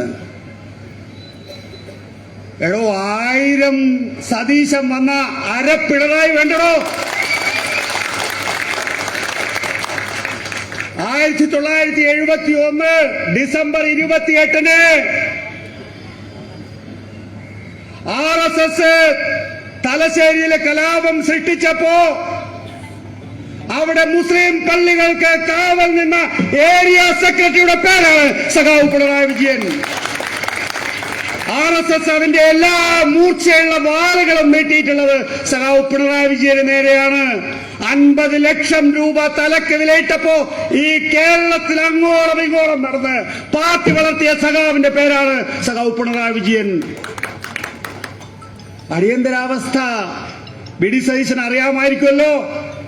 അടിയന്തരാവസ്ഥയിൽ പോലീസ് മർദ്ദനമേൽക്കാത്ത പിണറായി വിജയന്റെ ഒരു ശരീരഭാഗവും ഇല്ല എന്നറിയാൻ CPMന്റെ മുഖപത്രങ്ങൾ വായിക്കേണ്ട, കേരള നിയമസഭയിലെ രേഖകൾ വായിച്ചാൽ മതി. VD സതീശൻ ഈ പാർട്ടി അതിന്റെ എല്ലാ വിഭാഗീയമായിട്ടുള്ള ജീർണതയിലും എത്തിപ്പെട്ട ഘട്ടത്തിൽ ആ സംഘടനയെ ഒറ്റക്കെട്ടായി നയിച്ച് 2 തവണ അധികാരത്തിലേറിയ നേതാവിന്റെ പേരാണ് സഖാവ് പിണറായി വിജയൻ എന്ന് പറയുന്നത്. അവിടെ VD സതീശൻ ചെന്നിട്ട് ഉമ്മാക്കി കാട്ടി പിണറായി വിജയനെ പഠിപ്പിക്കും. സാദിഖ് അലിയെ പറഞ്ഞു എന്ന്. 2004 ഞാനൊരു മാധ്യമ പ്രവർത്തകന്റെ റോള് സാധാരണഗതിയിൽ പൊതുസമ്മേളനങ്ങളിൽ എടുക്കാറില്ല, എന്നാലും പറഞ്ഞു പോകാതിരിക്കാൻ നിർവാഹമില്ല. 2004 ഇന്ത്യ വിഷൻ ടെലിവിഷൻ ചാനൽ, നിങ്ങൾക്ക് ചെറുപ്പക്കാർക്ക് അറിയില്ല, കുറച്ച് സീനിയർ ആയിട്ടുള്ള ആളുകൾക്ക് അറിയാം. India vision television channel ice cream parlour case പുറത്തു കൊണ്ടുവന്നു. വലിയ പ്രക്ഷോഭ, ഭയങ്കര അടിയാണ്. ഇവിടെ തിരുവനന്തപുരം വിമാനത്താവളത്തില്, അതുപോലെ തന്നെ കോഴിക്കോട് വിമാനത്താവളത്തില്, കരിപ്പൂർ വിമാനത്താവളത്തിലൊക്കെ തന്നെയും ദേശീയ പതാക താഴ്ത്തിയിട്ട് മുസ്ലിം ലീഗിന്റെ പതാക കയറ്റാണ്. വലിയ പ്രക്ഷോഭമാണ് മുസ്ലിം ലീഗിന്റെ നേതൃത്വത്തില്. ആ ഘട്ടത്തില് PK കുഞ്ഞാലിക്കുട്ടിക്ക് നിൽക്കക്കള്ളിയില്ലാതായി. മുസ്ലിം ലീഗിന്റെ സംസ്ഥാന ജനറൽ സെക്രട്ടറി, വ്യവസായ മന്ത്രി PK കുഞ്ഞാലിക്കുട്ടിക്ക് നിൽക്കക്കള്ളിയില്ല. PK കുഞ്ഞാലിക്കുട്ടി സംസ്ഥാന ജനറൽ സെക്രട്ടറി പദം ഒഴിയുന്നു. PK കുഞ്ഞാലിക്കുട്ടി വ്യവസായ മന്ത്രി പദം രാജിവെക്കുന്നു. മുസ്ലിം ലീഗിലെ ഒരു പ്രബല വിഭാഗം ഇ അഹമ്മദ്, ഇ.ടി. മുഹമ്മദ് ബഷീർ, എം.കെ. മുനീർ അടങ്ങുന്ന ഒരു പ്രബല വിഭാഗം പി.കെ. കുഞ്ഞാലിക്കുട്ടിക്കെതിരെ തിരിയുന്നു. മുസ്ലിം ലീഗിലെ റാങ്ക് ആൻഡ് ഫയല് പി.കെ. കുഞ്ഞാലിക്കുട്ടിക്കെതിരാകുന്നു. പക്ഷെ പി.കെ. കുഞ്ഞാലിക്കുട്ടി എന്ത് ചെയ്തെന്നറിയോ? പി.കെ. കുഞ്ഞാലിക്കുട്ടി സംസ്ഥാനത്തിന്റെ എല്ലാ ഭാഗങ്ങളിലും സ്വീകരണ യോഗങ്ങൾ സംഘടിപ്പിച്ചു. അപ്പൊ ഞാൻ അവിടെ കൊച്ചിയിലിരുന്നു കൊണ്ട് വിവിധ ബ്യൂറോകളിൽ വിളിച്ചു ചോദിക്കുന്നു, എങ്ങനെയുണ്ടോ സ്വീകരണ പരിപാടി? സാറേ, വണ്ടിയിൽ നിന്ന് നേരെ എടുത്ത് സ്റ്റേജിലെത്തുവാണ്. അത്രയ്ക്ക് ആളാണ്, ഭയങ്കര ജനക്കൂട്ടാണ്, ഭയങ്കര മുദ്രാവാക്യം വിളിയാണ്. നമ്മളെ ഒന്നും കണ്ട അപ്പ അടിച്ചു ഓടിക്കും. ഇതാണെന്നല്ല. അന്വേഷിച്ചപ്പോ എന്താ, മുസ്ലിം ലീഗിന്റെ പകുതിയിലേറെ പിന്തുണ നഷ്ടപ്പെട്ടിട്ടുള്ള പി.കെ. കുഞ്ഞാലിക്കുട്ടി അന്നത്തെ ഈ PFIയുടെ അന്നത്തെ ഈ ജമാഅത്തെ ഇസ്ലാമിയുടെ രൂപമായിട്ടുള്ള NDF ആയിട്ട് ചേർന്നിട്ട് ആളെ കൂട്ടി. പാർട്ടി എനിക്കില്ലെങ്കിലും സമുദായത്തിന്റെ പിന്തുണ തനിക്കുണ്ട് എന്ന് കാണിക്കുന്നതിന് വേണ്ടി വലിയ തോതിൽ കേരളത്തിന്റെ അങ്ങേയറ്റം മുതൽ ഇങ്ങേയറ്റം വരെ ആളെ കൂട്ടി. അന്ന് എനിക്ക് ഓർമ്മയുണ്ട്, അന്ന് മുസ്ലിം ലീഗിന്റെ സംസ്ഥാന അധ്യക്ഷനായിട്ടുള്ള പാണക്കാട് സയ്യിദ് മുഹമ്മദ് അലി ശിഹാബ് തങ്ങളോട് ഞാൻ ചോദിക്കുന്നു, എന്തുകൊണ്ടാണ് മുസ്ലിം ലീഗ് സ്വന്തം പാർട്ടി പരിപാടിയിലെ LDFനെ പോലെ തീവ്ര മതമൗലിക സംഘടനകളെ ചേർക്കുന്നത്? നിങ്ങൾ എന്തിനാണ് അവരെ വെച്ച് ആളെ കൂട്ടുന്നത്? അപ്പോ പാണക്കാട് സയ്യിദ് മുഹമ്മദ് അലി ശിഹാബ് തങ്ങൾ പറഞ്ഞ മറുപടി എനിക്ക് ഇന്നും ഓർമ്മയുണ്ട്. അദ്ദേഹം പറയുന്നത്, ഞങ്ങൾ പ്രതിസന്ധിയിലായിരിക്കാം, പക്ഷേ ഈ തീവ്രവാദ ശക്തികളുമായി ഞങ്ങൾ കൂട്ടുചേരില്ല തന്നെ എന്ന് ഖണ്ഡിതമായി അർത്ഥശങ്കയ്ക്കിടയില്ലാത്ത വിധം വ്യക്തമാക്കുന്നു. അതിന്റെ അടിസ്ഥാനത്തിൽ എന്താ, കുഞ്ഞാലിക്കുട്ടിക്ക് സ്വീകരണ പരിപാടികൾ നിർത്തേണ്ടി വന്നു, മുന്നോട്ട് പോകാൻ കഴിഞ്ഞില്ലെന്നേ. പിണറായി വിജയൻ അദ്ദേഹത്തിന്റെ പാർട്ടിയുടെ സ്ഥാനാർത്ഥി മത്സരിക്കുന്ന നിയമസഭാ മണ്ഡലത്തിൽ പോയി പ്രസംഗിച്ചത് തന്നെയാണ്, ജമാഅത്തെ ഇസ്ലാമിയുടെ തീവ്രവാദ ഭാഷ കരസ്ഥമാക്കാൻ മുസ്ലിം ലീഗ് ശ്രമിക്കരുത്, അതിൽ സാദിഖലി തങ്ങൾക്ക് പങ്കുണ്ട് എന്നുള്ളത്. ഒരു ഭാഗത്ത് ദേശീയ തലത്തിലെ ഹിന്ദുത്വ വർഗീയതയെ എതിർക്കുമ്പോൾ തന്നെയും മറുഭാഗത്ത് സംസ്ഥാനത്തെ വേരു പിടിച്ചു വരുന്ന ഈ മുസ്ലിം ന്യൂനപക്ഷ വർഗീയതയെ കൂടി ചെറുക്കുക എന്നുള്ള ചരിത്രപരമായിട്ടുള്ള ഉത്തരവാദിത്തം നിർവഹിക്കുകയായിരുന്നു CPIM പിണറായി വിജയൻ എന്ന് പറയുന്നത്. അത് വേണ്ടേ? നമ്മളെ സംബന്ധിച്ചിടത്തോളം ദേശീയ തലത്തില് ഹിന്ദുത്വയെ ആക്രമിക്കണം, ഇവിടെ ഈ ന്യൂനപക്ഷ വർഗീയത വളരുക വഴി ഹിന്ദുത്വ ശക്തികൾക്ക് ഇടമുണ്ടാക്കി കൊടുക്കാതിരിക്കണം. ഈ ദൗത്യല്ലേ നമ്മൾ നിർവഹിക്കുന്നത്. ദേശീയ തലത്തില് BJPയെ തോൽപ്പിക്കുന്നതിന് വേണ്ടി നമ്മൾ എന്താ ചെയ്യുന്നത്? നിങ്ങൾക്കൊക്കെ നല്ല ബോധ്യമുണ്ടാവുമെന്നാണ് ഞാൻ വിചാരിക്കുന്നത്. നോക്കണം, ഇന്ത്യയിലെ പലയിടങ്ങളിലും കമ്മ്യൂണിസ്റ്റ് തുരുത്തുകളുണ്ട്. ഇന്നും ഏതാണ്ട് 10, 150, 200 സീറ്റുകളില് CPMനെ സംബന്ധിച്ചിടത്തോളം മത്സരിച്ചാൽ 1 ലക്ഷം വോട്ടുകൾക്ക് മീതെ കിട്ടും. പലയിടങ്ങളിലും വേണമെങ്കിൽ ജയിക്കാൻ വരെ സാധ്യതയുണ്ട്. പലയിടങ്ങളിലും അങ്ങനെ ഉണ്ടായിട്ടുണ്ട് മുൻകാലങ്ങളിൽ. പഴയ ശക്തി കേന്ദ്രങ്ങളിലൊക്കെ തന്നെ ഇപ്പോഴും കമ്മ്യൂണിസ്റ്റ് പാർട്ടി ഇല്ലാതായി പോയിട്ടില്ല. പക്ഷേ ഇന്ത്യ ബ്ലോക്ക് BJPയെ തോൽപ്പിക്കണം എന്ന ഒരൊറ്റ അജണ്ട മാത്രം മുൻനിർത്തി മത്സരിച്ച CPIM ആകെ മത്സരിച്ചത് 50 ചില്ലുവാനം സീറ്റുകളിൽ മാത്രമാണ് എന്ന് നിങ്ങൾക്ക് എല്ലാവർക്കും അറിയാം. നോക്കൂ, നമുക്ക് വോട്ട് കുറഞ്ഞാലും കുഴപ്പമില്ല, നമ്മുടെ ആകെ വോട്ട് ശതമാനം കുറഞ്ഞാലും കുഴപ്പമില്ല, ഇന്ത്യയിലെ BJPയെ തോൽപ്പിക്കണം. അതിനാവശ്യമായിട്ടുള്ള രാഷ്ട്രീയ തന്ത്രമാണ് 23ാം പാർട്ടി കോൺഗ്രസ് കണ്ണൂരിൽ മുന്നോട്ട് വെച്ചിട്ടുള്ളത്. അതിന്റെ അടിസ്ഥാനത്തിലാണ് പാർട്ടി മുന്നോട്ട് പോയിട്ടുള്ളത്. കേരളത്തിൽ എങ്ങനെയാണ് UDF ഇടതുപക്ഷ ജനാധിപത്യ മുന്നണിയോട് പെരുമാറുന്നത് എന്നും നമുക്കറിയാം. ഈ കേരളത്തില് ഇടതുപക്ഷ ജനാധിപത്യ മുന്നണിയുടെ അതിശക്തമായിട്ടുള്ള ഇടങ്ങളിലായിട്ടുള്ള കേരളത്തിലെ വയനാട്ടിലാണ് രാഹുൽ ഗാന്ധി മത്സരിച്ചത്. രാഹുൽ ഗാന്ധി പോകുമ്പോഴേക്കും പ്രിയങ്ക ഗാന്ധി അവിടേക്ക് വരുന്നു. നമ്മുടെ AMRF ആലപ്പുഴയില് ഇന്ത്യൻ പാർലമെന്റിലെ ന്യൂനപക്ഷ വിഭാഗങ്ങളുടെ എണ്ണം കുറഞ്ഞു വരുന്ന ഘട്ടത്തില് നമ്മുടെ തീപ്പൊരിയായിരുന്നു AMRF. ആ AMRF മത്സരിക്കുന്ന ആലപ്പുഴയില് അവിടെ സംഘടനാ ജനറൽ സെക്രട്ടറി ആയിട്ടുള്ള KC വേണുഗോപാൽ വരുന്നു. KC വേണുഗോപാൽ വരുമ്പോ അവിടെ രാജസ്ഥാനില് ഒരു രാജ്യസഭാ സീറ്റ് BJPക്ക് കൊടുത്തുകൊണ്ടാണ് KC വേണുഗോപാൽ വരുന്നത്. പാലക്കാടുണ്ടായിരുന്ന ഷാഫി പറമ്പില് വടകരയിൽ വന്ന് മത്സരിച്ച് ശൈലജ ടീച്ചറെ തോൽപ്പിക്കുകയും ചെയ്തു. നമ്മൾ അങ്ങോട്ട് കൊടുക്കുന്നതല്ല നമുക്ക് ഇങ്ങോട്ട് കിട്ടുന്നത് എന്നറിയാം. എങ്കിൽ പോലും ഇന്നത്തെ രാജ്യത്തെ അവസ്ഥ BJP വളർന്നു വരാൻ പാടില്ലാത്ത സാഹചര്യം ഇതൊക്കെ കണക്കിലെടുത്തുകൊണ്ടാണ് CPM-നെ സംബന്ധിച്ചിടത്തോളം, ഇടതുപക്ഷത്തെ സംബന്ധിച്ചിടത്തോളം വർഗീയതയെ പൂർണ്ണമായും ഇല്ലായ്മ ചെയ്യുക എന്നുള്ള രാഷ്ട്രീയ നയത്തിന്റെ അടിസ്ഥാനത്തിൽ മുന്നോട്ട് പോയിക്കൊണ്ടിരിക്കുന്നത്. ഇടതുപക്ഷ ജനാധിപത്യ മുന്നണിയെ സംബന്ധിച്ചിടത്തോളം നിങ്ങൾക്ക് എല്ലാവർക്കും അറിയാവുന്നതുപോലെ കേരളത്തിൽ മത സാമുദായിക സംഘർഷമില്ലാതാക്കുന്നതിന് വേണ്ടി ബാക്കി എല്ലാ മേഖലകളിലും നമുക്കറിയാം കേരളം 28 ഇനങ്ങളിൽ മുന്നിലാണ്. ഇന്ത്യയിലെ ഒരു മാതൃകാ സംസ്ഥാനമാണ് കേരളം എന്ന് പറയുന്നത്. ഈ കേരളത്തിലെ സാമൂഹ്യക്ഷേമ പെൻഷൻ അടക്കം, ജനങ്ങൾക്ക് വേണ്ടിയിട്ടുള്ള വെൽഫെയർ പദ്ധതികൾ അടക്കം ഇടതുപക്ഷ ജനാധിപത്യ മുന്നണി നടത്തിയിട്ടുള്ള മുന്നേറ്റം ചില്ലറയല്ല എന്ന് നിങ്ങൾക്ക് എല്ലാവർക്കും അറിയാവുന്നതാണ്. പ്രത്യേകിച്ച് രാജ്യത്തിന്റെ വിവിധ ഭാഗങ്ങളിൽ, ഞാൻ നേരത്തെ പറഞ്ഞു, വിവിധ ഇടങ്ങളിൽ വികേന്ദ്രീകൃതമായ വിധത്തിൽ വർഗീയ സംഘർഷങ്ങൾ ഉണ്ടാവുമ്പോൾ ഈ കേരളം വളരെ ശാന്തമായി മുന്നോട്ട് പോവുകയാണ്. നമുക്ക് ആർക്കും പുറത്തിറങ്ങി നടക്കാൻ യാതൊരു ബുദ്ധിമുട്ടുമില്ല. അങ്ങനെ ബുദ്ധിമുട്ടില്ലാത്ത ഒരു കേരളം സൃഷ്ടിക്കുന്നതിൽ ഇടതുപക്ഷത്തിന്റെ പങ്ക് എന്ന് പറയുന്നത് വളരെ വലുതാണ്.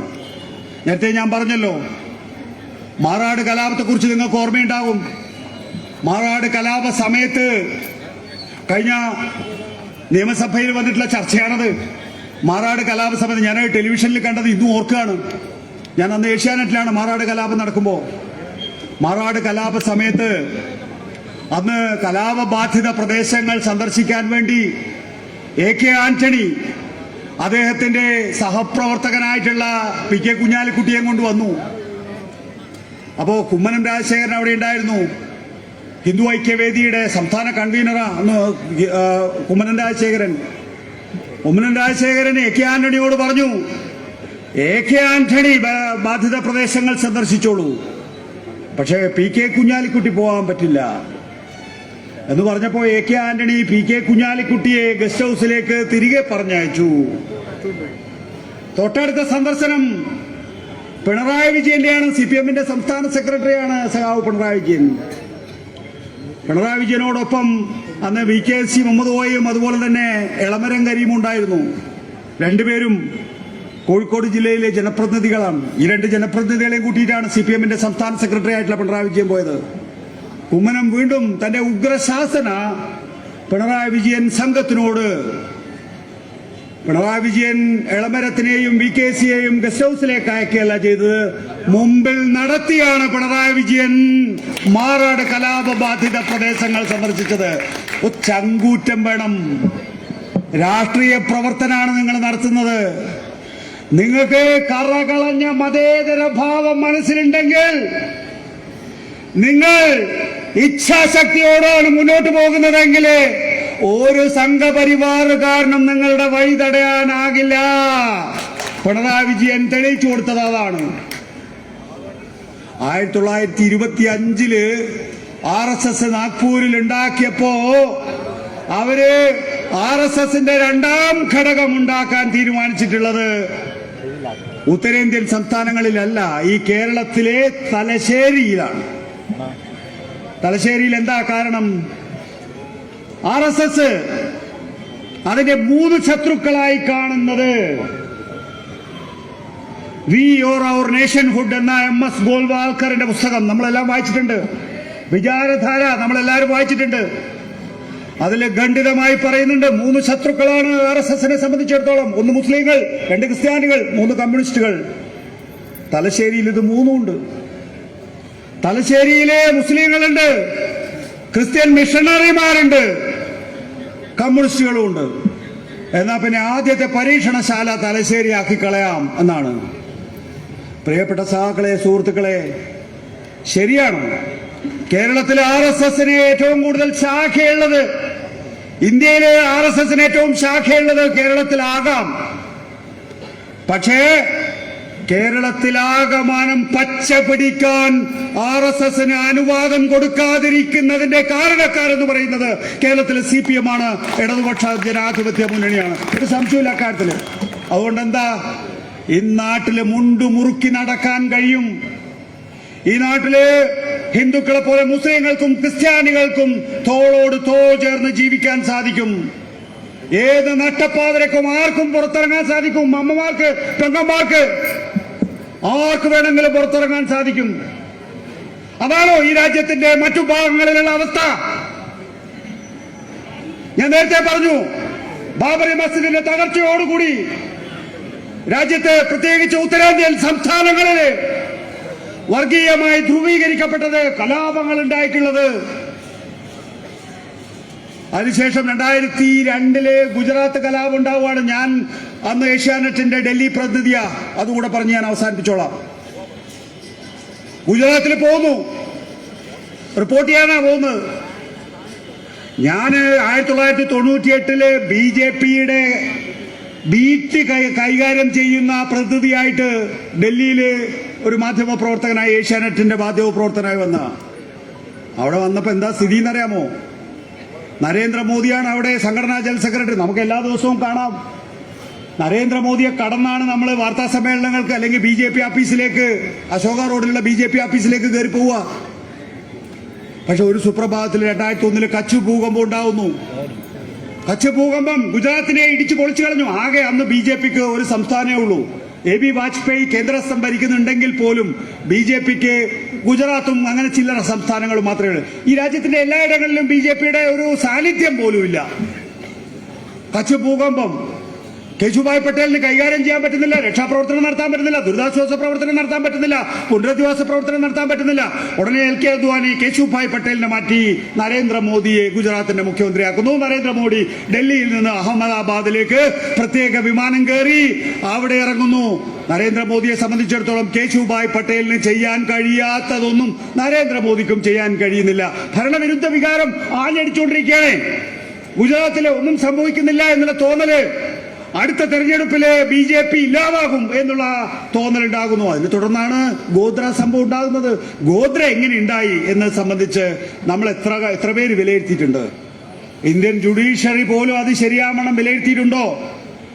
ഗോദ്ര കലാപത്തിന് ശേഷം ഉണ്ടായിട്ടുള്ള ഗുജറാത്ത് കലാപം, ഗോദ്ര സംഭവത്തിന് ശേഷമുള്ള ഗുജറാത്ത് കലാപത്തിലെ നരേന്ദ്രമോദിയുടെയും അമിത്ഷായുടെയും FIR റദ്ദ് ചെയ്ത് കൊടുത്ത ആളാണ് ഇവിടെ കേരളത്തിലെ ഗവർണറായി വന്നിട്ടുള്ളത് എന്ന് നമ്മൾ ആലോചിക്കുമ്പം ഗോദ്ര എങ്ങനെ സംഭവിച്ചു എന്നത് സംബന്ധിച്ച് നമ്മൾ യഥാർത്ഥത്തിൽ ജുഡീഷ്യൽ പരിശോധന നടത്തിയിട്ടില്ല തന്നെ. പോട്ടെ, ഗുജറാത്ത് കലാപം നടക്കുന്നു, നമ്മളെല്ലാം പോകുന്നു. എന്റെ ചുറ്റുവട്ടത്ത് നോക്കണം നമ്മൾ ഗുജറാത്ത് കലാപം റിപ്പോർട്ട് ചെയ്യാൻ പോവുകയാണ്. ഈ ഇവിടെ ഒക്കെ പോകുന്ന പോലെ പ്രസ്സൊന്നും അച്ചടിച്ചിട്ടില്ല, കാറിലൊന്നും പോകാൻ കഴിയില്ല. കാരണം അവിടെ MLA ആക്രമിക്കപ്പെടുന്നു, MLA-മാരും MP-മാരും ആക്രമിക്കപ്പെടുന്നു. അവരുടെ വീടുകൾ, അവരുടെ കുടുംബാംഗങ്ങളോടൊപ്പം ചുട്ടുകരിക്കപ്പെടുകയാണ്. വളരെ ഭീവത്സമായിട്ടുള്ള സാഹചര്യം. നമുക്ക് ഒളിച്ചും പാത്തും മാത്രമേ റിപ്പോർട്ടിങ്ങിന് പോലും പോകാൻ കഴിയുള്ളൂ. രാജ്ദീപ് സർദേശായി അദ്ദേഹത്തിന്റെ 2014 ലോക്സഭാ തെരഞ്ഞെടുപ്പുമായി ബന്ധപ്പെട്ട പുസ്തകത്തിൽ പറയുന്നുണ്ട്, ഒരു ഘട്ടത്തില് ഈ വാർത്താ സംഘത്തെ ഒരു കൂട്ടം ഭീകരവാദികളെ തടഞ്ഞു നിർത്തുകയാണ് ചെയ്യുന്നത്. തടഞ്ഞു നിർത്തിയപ്പോൾ രാജ്ദീപ് സർദേശായി അദ്ദേഹത്തിന്റെ ഐഡന്റിറ്റി കാർഡ് കൊടുത്തു, അദ്ദേഹത്തിന്റെ പേര് പറഞ്ഞു. ഞങ്ങൾ മുഖ്യമന്ത്രിയുടെ ആഫീസിൽ നിന്ന് മുഖ്യമന്ത്രിയോട് സംസാരിച്ചു കഴിഞ്ഞതിന് ശേഷം ഇപ്പൊ ഒരു പ്രശ്നം ഉണ്ടാകില്ല എന്ന് നരേന്ദ്രമോദി എന്ന് നിങ്ങളുടെ മുഖ്യമന്ത്രി എനിക്ക് വാക്ക് തന്നാണ്, എന്തിനാണ് നിങ്ങൾ പിടിച്ചു വെച്ചിരിക്കുന്നത് എന്ന് ചോദിച്ചപ്പോൾ അവർ ചിരിക്കുകയാണ്. കാരണം നരേന്ദ്രമോദി അതാണ് പറയുക, പക്ഷെ സംഭവിക്കുക അതല്ല എന്നാണ്. വാരിക്കുന്തം പോലുള്ള അല്ലെങ്കിൽ ഈ പറയുന്ന തൃശൂലം പോലുള്ള ആയുധങ്ങളാണ് ഇവരുടെ കയ്യിലുള്ളത്. അവസാനം രാജ്ദീപ് സർദേശായി 2014 ലോക്സഭാ തെരഞ്ഞെടുപ്പ് സംബന്ധിച്ച് അദ്ദേഹത്തിന്റെ പുസ്തകത്തിൽ പറയുന്നത് അവരുടെ ഐഡന്റിറ്റി, അവരുടെ തിരിച്ചറിയൽ കാർഡിലല്ല, അവരുടെ പേര് പറഞ്ഞെടുത്തല്ല, അവർക്ക് നരേന്ദ്രമോദി എന്ന നേതാവിനെ പരിചയമുണ്ട് എന്ന് പറഞ്ഞെടുത്തല്ല, അവരുടെ ഉടുമുണ്ട് പൊക്കി കാണിച്ചു കൊടുക്കുമ്പോഴാണ് അവരുടെ ഐഡന്റിറ്റി ഈ പറയുന്ന തീവ്ര ഹിന്ദുത്വ നിലപാടുകാർക്ക്, ഈ തൃശൂലം കൈവശം വയ്ക്കുന്നവർക്ക് ബോധ്യമാകുന്നത്. അങ്ങനെയാണ് അവിടെ നിന്ന് രക്ഷപ്പെട്ടു പോകുന്നത്. അന്ന് നമ്മള് ടീസ്റ്റ സെറ്റൽവാദിനെ പോലുള്ളവരുടെ മൊഴിയിലൂടെ മനസ്സിലാക്കിയ കാര്യമുണ്ട്. എന്താ? ഗർഭിണികളുടെ ശൂലം കുത്തി അവരുടെ ഗർഭസ്ഥ ശിശു, ഇതിനൊന്നും നമുക്ക് തെളിവില്ല കേട്ടോ, ദൃശ്യപരമായിട്ടുള്ള തെളിവില്ല. പക്ഷേ 2024 നമുക്ക് മറ്റൊരു തെളിവുണ്ട്. എന്താ? മണിപ്പൂരിലെ കലാപം. മണിപ്പൂരിലെ പ്രിയപ്പെട്ട സുഹൃത്തുക്കളെ, നിങ്ങൾ മനസ്സിലാക്കേണ്ട കാര്യം, ഗുജറാത്തിലെ എന്താ നരേന്ദ്രമോദിയുടെ അമിത്ഷായുടെ പേരിലുള്ള ആക്ഷേപം? കലാപമുണ്ടാക്കി. കലാപം നടക്കുന്ന സമയത്ത് കലാപം നടത്തുന്നവരെ അഴിഞ്ഞാടാൻ വേണ്ടി അനുവദിച്ചു. സംസ്ഥാന ഭരണകൂടം ഇടപെട്ടിട്ടേ ഇല്ല എന്നുള്ളതാണ്. RB ശ്രീകുമാറിനെ പോലെ അന്നത്തെ ഗുജറാത്ത് DGP ആയിരുന്നവര് അന്വേഷണ ഏജൻസികൾക്ക് നൽകിയിട്ടുള്ള മൊഴിയതാണ്. അതിനെതിരായി BJP എല്ലാ കാലഘട്ടത്തിലും പറയുന്നുണ്ട്, നമുക്ക് ചെയ്യാൻ കഴിയുന്ന കാര്യങ്ങളെല്ലാം ചെയ്തിട്ടുണ്ടെന്ന് BJP പറയുന്നുണ്ട്. പക്ഷേ അത് ചെയ്തിട്ടില്ല BJP എന്നതിന്റെ ഏറ്റവും നല്ല തെളിവല്ലേ നമ്മുടെ ദിവസങ്ങളിൽ ഇപ്പൊ ഓരോ ദിവസവും പോയിക്കൊണ്ടിരിക്കുന്നത്. മണിപ്പൂര്, നിങ്ങൾക്കറിയാലോ മണിപ്പൂരിൽ എന്താ സംഭവിക്കുന്നതെന്ന്. കഴിഞ്ഞ 1.5 കൊല്ലമായി മണിപ്പൂര് ചുട്ടരിക്കപ്പെടുകയാണ്. 1.5 കൊല്ലായിട്ട് നിങ്ങൾ കണ്ടതല്ലേ ദൃശ്യങ്ങളിലൂടെ. 2 പെൺകുട്ടികൾ ഉടുതുണിയില്ലാതെ ഓടുകയാണ്. അവര് മണൽത്തിട്ടകൾ ഇങ്ങനെ കടന്ന് ഓടിക്കൊണ്ടിരിക്കുകയാണ്. അതിന്റെ പിന്നാലെ വലിയൊരാൾക്കൂട്ടം ആയുധങ്ങളുമായിട്ട്. ആ പെൺകുട്ടികൾ എവിടെയോ തടഞ്ഞു കെട്ടി വീഴുന്നു. ആ തടഞ്ഞു കെട്ടി വീഴുന്നിടത്ത് വെച്ച് അവരെ ബലാത്സംഗം ചെയ്യുന്നു, അവരെ ജീവനോടുകൂടി ചുട്ടുകൊല്ലുന്നു. ഇതാണ് നമ്മുടെ നാട്. എന്റെ ചോദ്യം ഇത്രയേ ഉള്ളൂ പ്രിയപ്പെട്ട സുഹൃത്തുക്കളെ. ഗുജറാത്ത് കലാപം നരേന്ദ്രമോദി അനുവദിച്ചതാണ്, നരേന്ദ്രമോദി ആസൂത്രണം ചെയ്തതാണ് എന്നുള്ളത് ഒരു ആക്ഷേപമാണ് എങ്കിൽ നമ്മുടെ ഈ കാലഘട്ടത്തില് എന്റെയും നിന്റെയും പ്രധാനമന്ത്രിയല്ലേ ഇവിടെ സുരേഷ് ഗോപിയുടെ മകളുടെ കല്യാണത്തിന് താലി എടുത്തു കൊടുക്കാമെന്നല്ലോ. അഹമ്മദാബാദിലെ ക്രിക്കറ്റ് കളി തോറ്റപ്പോ അവരുടെ ഡ്രസ്സിംഗ് റൂമിൽ അനുവാദമില്ലാതെ ചെന്ന് കയറിയല്ലോ. ആ നരേന്ദ്രമോദി ഒരു ദിവസം മണിപ്പൂരിൽ പോയി എന്താ നിങ്ങൾക്ക് സംഭവിച്ചത് എന്ന് ചോദിച്ചോ? എന്റെയും നിന്റെയും പ്രധാനമന്ത്രിയല്ലേ അദ്ദേഹം. ഇത് ചോദിക്കാത്ത ഒരു BJP ഭരണകൂടം ഈ രാജ്യത്താകമാനം കലാപം സൃഷ്ടിച്ചുകൊണ്ട് വർഗീയ ധ്രുവീകരണം ഉണ്ടാക്കി തെരഞ്ഞെടുപ്പുകൾ കഴിഞ്ഞ് തെരഞ്ഞെടുപ്പുകളിലേക്ക് പോയിക്കൊണ്ടിരിക്കുന്നു. അതേസമയം ഇടതുപക്ഷത്തെ ഇല്ലായ്മ ചെയ്യാൻ വേണ്ടിയും ശ്രമിച്ചുകൊണ്ടിരിക്കുന്നു. ഇവിടുത്തെ പ്രതിപക്ഷം ഞാൻ നേരത്തെ ചൂണ്ടിക്കാണിച്ചതുപോലെ മഹാസഖ്യം എന്തെങ്കിലും ഒരു അക്ഷരം മിണ്ടുന്നുണ്ടോ ഇതിനെതിരെ? ഇവിടെ കേരളല്ലേ, എന്റെയും നിങ്ങളുടെയും ഒക്കെ സംസ്ഥാനമല്ലേ. നമ്മളെ സംബന്ധിച്ചിടത്തോളം ആത്യന്തികമായി നമുക്ക് എന്താണ്, UDF ഭരിച്ചാലും LDF ഭരിച്ചാലും കേരളം നന്നാകണം എന്നുള്ള ഒരു ആഗ്രഹം മാത്രമല്ലേ നമ്മൾ വെച്ചു പുലർത്താൻ പാടുള്ളൂ. കേരളത്തെ പ്രതിപക്ഷത്തെ സംബന്ധിച്ചിടത്തോളം ഉണ്ടോ? അതിനവർക്ക് സമയമുണ്ടോ? ഈ മഹാസഖ്യത്തിന്, പരസ്പര വൈരുദ്ധ്യങ്ങളുടെ മഹാസഖ്യത്തിന് അതിന് സമയമുണ്ടോ? VD സതീശനും K സുധാകരനും മൈക്കിന് പിടിവലിയ. പുതുപ്പള്ളി നിയമസഭാ ഉപതെരഞ്ഞെടുപ്പ് കഴിഞ്ഞ സമയം സുധാകരൻ മൈക്കെല്ലാം കൂട്ടി വലിക്കുകയാണ് എൻ്റെ അടുത്തേക്ക്, സുധാകരൻ്റെ അടുത്തേക്ക്. VD സതീശൻ മൈക്കെല്ലാം കൂട്ടി അങ്ങോട്ടും വലിക്കുകയാണ്. അവസാനം അവർ തമ്മിലുള്ള തർക്കത്തിൽ എന്നാ പിന്നെ നിങ്ങളെല്ലാം കൊണ്ടുപോ എന്ന് പറഞ്ഞ് VD സതീശൻ മൈക്കെല്ലാം നീക്കി വെച്ചു. അടുത്തത് കോട്ടയാ, അടുത്തത് ആലപ്പുഴയാ. VD സതീശൻ എത്തിയില്ല. സുധാകരൻ മൈക്കിന്റെ മുമ്പില്, ക്യാമറയുടെ മുമ്പില് VD സതീശനെ വിളിക്കുന്നത് മാകൂട്ടിയിട്ടാണ്. എടോ, മൈക്കിന്റെ മുമ്പില്, ക്യാമറയുടെ മുമ്പില് മാകൂട്ടിയിട്ടാണ് വിളിക്കുന്നതെങ്കിൽ ഈ കർട്ടന്റെ പിന്നിൽ എന്തായിരിക്കും ഇവര് വിളിക്കുന്നുണ്ടാവുക? ഞാൻ TV നിന്ന് റിട്ടയർ ചെയ്ത് വന്നു കഴിഞ്ഞതിന് ശേഷം ഒരു ദിവസം TV കാണുമ്പോ K സുധാകരന്റെ വീട്ടില് എന്താ പറയാ, ഉപജാപം എന്നല്ല, എന്താ, കൂടോത്രം. K സുധാകരന്റെ വീട്ടിൽ കൂടോത്രം.